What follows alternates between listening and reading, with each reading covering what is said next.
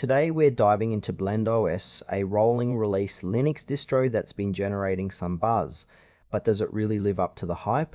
Let's break it down and see if it's worth your time and attention. blendOS is designed to provide a seamless experience for both new and experienced Linux users. It focuses on simplicity and flexibility, featuring a rolling release model that ensures you always have the latest updates. I quote, "One standout element is its blend of different desktop environments, allowing users to pick and choose what suits their workflow best.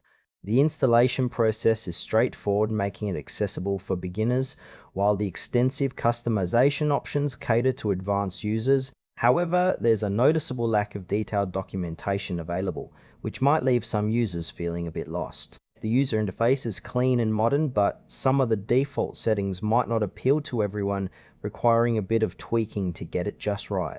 Overall, blendOS has a lot of potential, but certain aspects feel a bit underdeveloped, especially if you're used to more established distros with robust community support.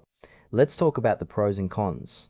On the plus side, blendOS offers a unique approach to desktop environments, letting users customize their experience in a way that few distros do.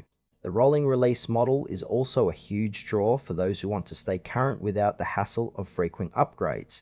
However, there are some frustrations.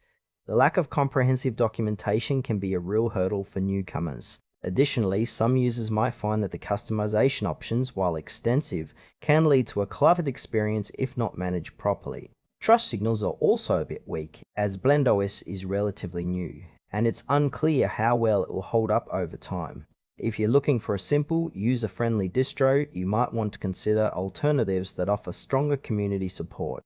In conclusion, blendOS is worth considering if you're an adventurous user who enjoys customization and the latest updates. However, if you prefer a more established Linux experience with solid documentation and community support, you might want to explore other options.